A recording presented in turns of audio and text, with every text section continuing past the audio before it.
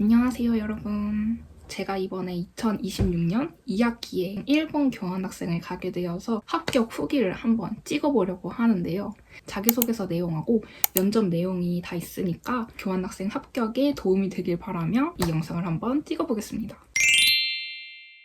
전 도쿄에 있는 오비린 대학교로 가게 되었고요. 조금 늦다면 늦고 아니라면 아닌 26살인데요. 그렇기 때문에 약간 나이나 이런 걸로 고민하시는 분들이 보시고 용기를 얻으셨으면 좋겠습니다. 주전공은 경영학과, 복수전공으로는 심리학과를 다니고 있어요. 점은 3.92 정도 되고요. 저는 지금 3학년 2학기까지 완료했습니다. 그리고 JLPT는 없어요. 제 스펙은 이게 다고요. 그리고 제가 회사 경력은 4년 정도 있습니다. 저희 학교 파견교 리스트에는 JLPT가 없이 갈 수 있는 학교가 2군데밖에 없었어요. 그럼 본격적으로 자기소개서로 들어가 보시죠. 우선 해외 거주 경험부터 시작해봅시다. 제가 한 국제교류 프로그램은 첫 번째, 저희 학교 일본인 학생과 글로벌 튜터링 활동을 한 번 했었고요. 두 번째로는 일본 동계연수를 25년 1월에 다녀왔어요. 해외 거주 경험은 한계, 극복, 성장 순으로 작성을 했고요. 일본어를 시작해서 교환학생까지 마음을 먹을 수 있었는지의 내용에 대해서 작성해보려고 했어요. 첫 번째 문단에서는 일본어에 관심을 갖게 된 계기에 대해서 이야기를 시작했습니다. 제가 일본어에 관심을 갖게 된 계기를 짧게 말을 해보자면 입학을 하면서 갖고 있었던 로망, 그 중에 하나가 어학 자격증, 또 하나의 로망이 교환학생. 제가 완전 세상에서 제일 가는 영포자여서 영어는 안 되겠다. 생애 첫 해외여행으로 일본을 갔었어요. 언어의 소통 문제를 처음 겪어본 거예요. 욕심쟁이 기질이 좀 있어서 이거를 해야겠다. 난 저 사람이랑 소통을 해야겠다. 라는 생각을 하게 되어서 일본어로 결정을 하고 공부를 시작하게 되었습니다. 뜬금없죠? 그리고 두 번째, 한계. 그렇게 열정만 가지고 처음으로 글로벌 튜터링을 통해서 일본인 친구를 만나게 되었고 그 친구와 대화를 하면서 내 열정과 다르게 언어적 장벽이 있다라고 느낀 거죠. 너무 좋은 일본인 친구를 만들었지만 그때 당시에는 일본어를 시작한 지 3개월도 되지 않은 초보자로서 해외 거주에 대한 위축감을 느끼게 됩니다. 그 다음으로는 극복 내용을 작성했는데요. 제가 앞에서는 한 방 맞았잖아요.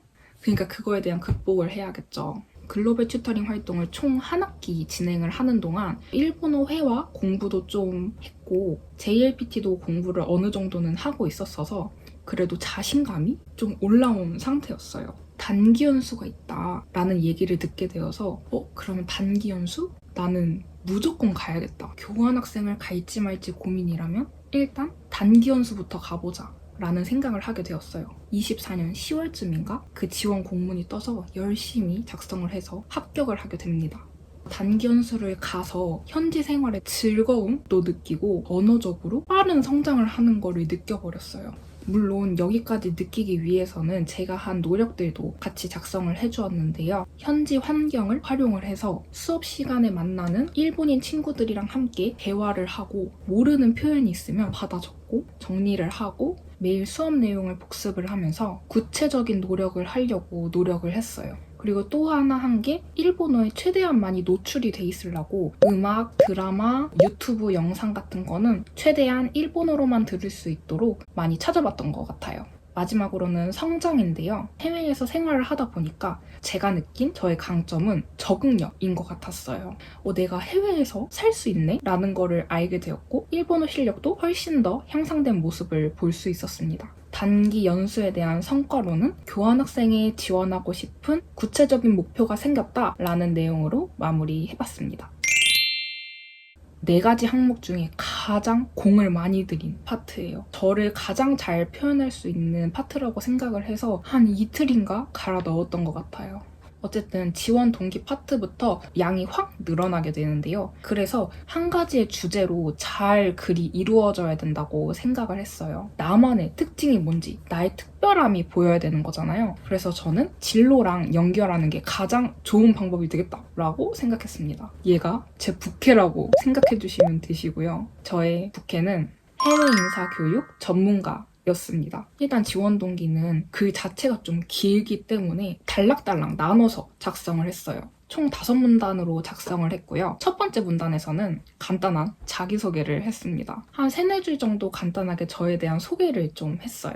제가 가진 경력, 일본어를 어떻게 시작하게 됐는지, 대신 해외 연수에서 작성했던 내용에 최대한 겹치지 않게 작성을 해뒀습니다. 그리고 두 번째, 일본에 대한 관심이 구체화가 된 과정을 작성을 했는데요. 일단 제가 앞서서 말씀드렸듯이 글로벌 튜터링하고 단기 연수를 다녀왔다고 말씀드렸는데요. 그 과정을 거치면서 내가 이제는 더는 호기심이 아니라 진로 목표와 연관된 새로운 도전 목표로 설정했다라는 내용을 작성해 주었습니다. 그리고 세 번째 문단부터 이제 메인 내용이 펼쳐지는데요. 저의 전공인 경영학과 심리학 지식을 바탕으로 일본 기업이 가지고 있는 특유의 인사 시스템이나 조직 문화를 탐구해보고 싶다는 내용을 작성했습니다. 잠깐 새는 거긴 한데 제가 퇴사를 하고 일본 기업에서 2년 정도 아르바이트를 했었어요. 일을 하다가 아르바이트를 하는 거니까 관심을 갖고 보면 구조를 좀 그래도 어느 정도는 파악할 수 있었다고 생각을 해서 그 부분을 좀 접목해서 적어줬습니다. 그리고 네 번째로는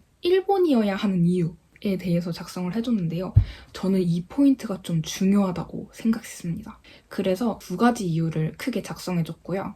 첫 번째는 현지 학업에 관련된 이유, 두 번째로는 언어의 전문성에 대한 내용을 가지고 작성했습니다. 첫 번째 이유에서는 일본 현지 대학에서 강의나 팀으로 같이 구성된 친구들과 대화를 직접 해보면서 일본인이 전반적으로 가지고 있는 인식이나 일본식 조직 운영 방식을 직접 체득하고 싶다고 작성했습니다. 두 번째, 해외 인사 전문가가 되기 위해서는 당연히 현지 언어를 잘 해야겠죠. 그래야 소통을 잘 할 수 있으니까요. 실무를 할 때 이 언어가 얼마나 중요하게 작용할지 이 언어를 꼭 마스터하고 싶다라는 내용을 담아서 작성했습니다. 마지막으로 5번째는 최종 포부와 비전을 설정해뒀습니다. 다른 파트에서도 작성한 문장인데 양국 문화에 대한 이해와 언어 역량을 결합해서 글로벌 기업 내에서 조화를 이끄는 인재가 되고 싶다라는 포부를 작성했습니다.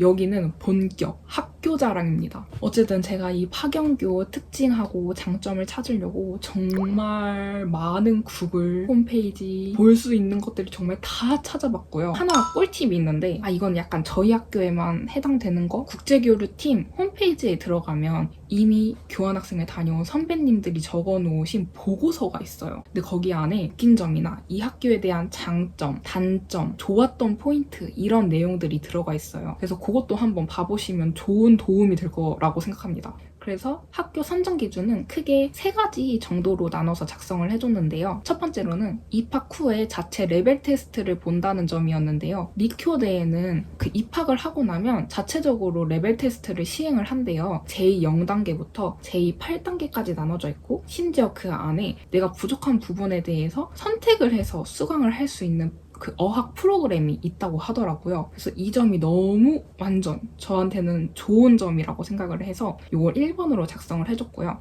사실 여기에 숨은 뜻이 있는데 뭔지 아실까요? 맨 앞에 말씀드렸다시피 저는 JLPT를 가지고 있지 않아요. 그렇기 때문에 제가 JLPT가 없다는 사실을 말할 필요 없잖아요. 그러니까 여기 자체 테스트가 있구나. 그래서 너네 JLPT를 안 보는 거구나. 라는 식으로 제가 가진 목적을 숨겨서 작성을 해줬습니다. 그리고 학교 자랑 2번째로는 독보적인 학습 인프라였습니다. 심리학과가 단독 학부로 있는 경우는 저는 거의 못 봤고 당연히 저희 학교에도 경영학과처럼 부로 나눠져 있지 않아요. 독립학부라는 거는 그만큼 자신이 있다는 거잖아요. 그래서 뭔가 그 점을 어필하면 좋을 것 같다고 생각을 했고요. 저희 학교에는 학부생이 쓸 수 있는 실습실 이런 게 없어요. 리쿄대 심리학과에는 학부생이 쓸 수 있는 실험실이나 그런 연구실 15개가 있다는 거예요. 당장 써야죠. 저희 학교에 없는 리쿄대만의 장점이잖아요. 이런 걸 가져와서 쓰려고 노력을 했어요. 그리고 리쿄대에서 수업하는 방식이 같은 수업을 듣는 학생들끼리 얘기를 하고 토론을 하고 발표를 하고 약간 이런 식으로 수업이 진행이 되더라고요. 일본인 친구들하고 직접 얘기를 하면서 일본 문화를 내가 좀 체득하는 데 도움이 되겠다 싶어서 체계적인 커리큘럼에 대해서도 작성을 해보았습니다. 단순하게 저 나라의 문화만 즐기고 싶어 이런 느낌을 가지고 가는 게 아니라 실질적으로 목표로 하는 탐구 내용이 있다라는 포인트를 맞춰서 쓰려고 노력했습니다. 그리고 학교자랑 세 번째로는 기숙사, 유학생 프로그램, 버디 프로그램 약간 이런 거 잘 되어 있는지 확인하고 내용을 담아서 작성해뒀습니다.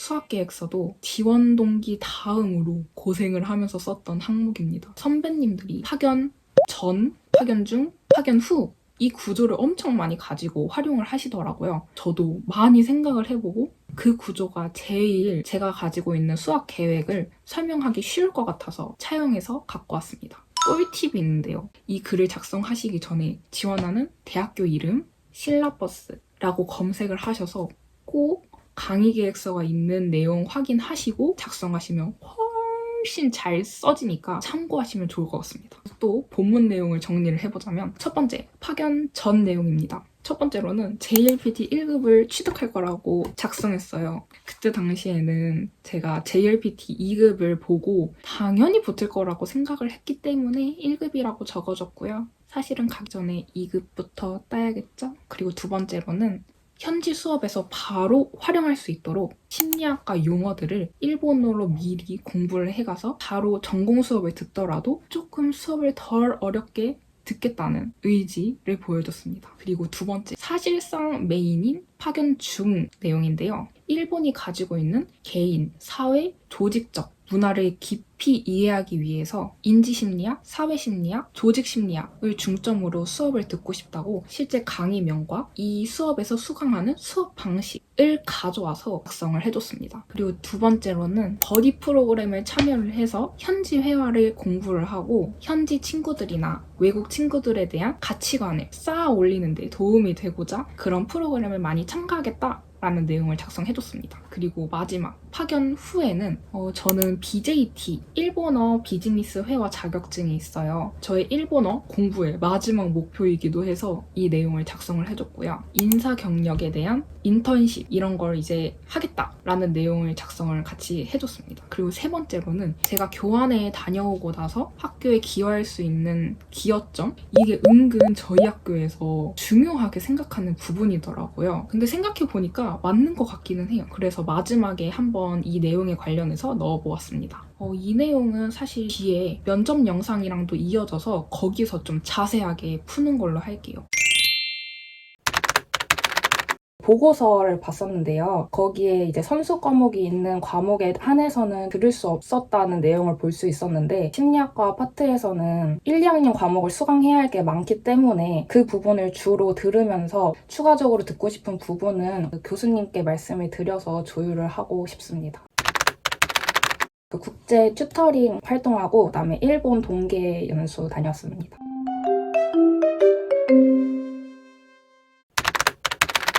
졸업까지 27학점 정도 남아있는데요. 교환학생에서 TV학점만 채워오면 충분히 제가 갔다 오고 나서도 약간 커버를 할 수 있을 것 같아서 지금으로서는 괜찮습니다. 개인적으로 제가 뭘 할 수 있을지 생각을 한번 해봤었는데요. 제가 재직자 전형으로 들어왔고 그래서 나이가 다른 친구들보다 좀 있다 보니까 제가 본 재직자 전형 친구들은 교환학생이나 이런 국제교류 프로그램을 시도를 하는 걸 좀 어려워하더라고요. 좀 늦지 않았을까 하는 생각에 교환학생을 많이 포기하는 걸 보게 되었는데 그래서 제가 실제로 준비를 하고 다녀와서 제가 어떤 아웃풋을 내는지에 대한 내용을 제공을 해준다면 좀 늦었다고 생각해서 포기를 할 친구들에게 좀 용기를 줄 수 있는 부분이 있지 않을까 생각합니다. 어쨌든 이렇게 제가 유튜브를 시작하고 싶어진 이유도 저로서 사람들이 용기를 조금 더 얻을 수 있지 않을까. 저도 사실은 애매한 나이잖아요. 다른 친구들은 다 취업하고 이제 사회 전선에 뛰어드는데 저는 사회 전선에 뛰어들었다가 다시 발 빼고 나와서 새로운 도전을 하겠다고 지금 이러고 있는 거니까 이렇게 내가 해보지 않았을 일본어 공부를 하고 이렇게 사는 삶이 지금 많이 행복하거든요. 그래서 너무 삐걱번쩍하지는 않지만 저의 속도대로 저의 길을 잘 가면서 저와 비슷한 도전을 하고 싶어 하시는 분들에게 조금 더 용기를 드리고 싶었습니다. 자, 그럼 여기까지 길었던 교환학생 합격 후기가 끝이 났고요. 새로운 도전을 꿈꾸고 목표로 하시는 여러분 모두 응원하겠습니다. 모두 시청해주셔서 감사합니다.